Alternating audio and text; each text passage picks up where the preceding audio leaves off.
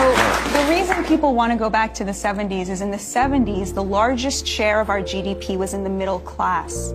And that was not separate from the fact that 25% of our economy was in manufacturing. Right, the largest share of our GDP was in the middle class, the biggest chunk, the middle class, most people of who what were was middle produced income. came from the middle, and now it comes from what? The rich. Now, the top 20% controls over 50% of the GDP.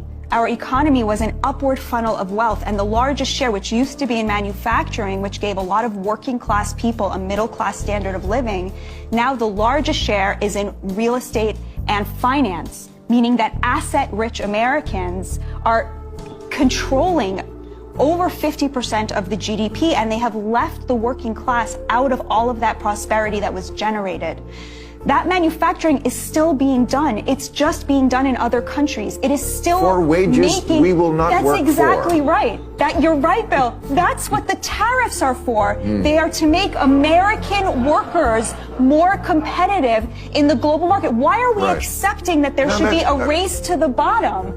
You know, China, what is its competitive advantage over us? It's that it pays slave wages. Why should we accept that? They're still manufacturing our PPE, our pharmaceuticals, our cars. They're making all that stuff. Trump says there are 5 industries that we cannot have any kind of national security without having a stake in them. Pharmaceuticals, lumber, steel, aluminum, and I forget what the 5th one was.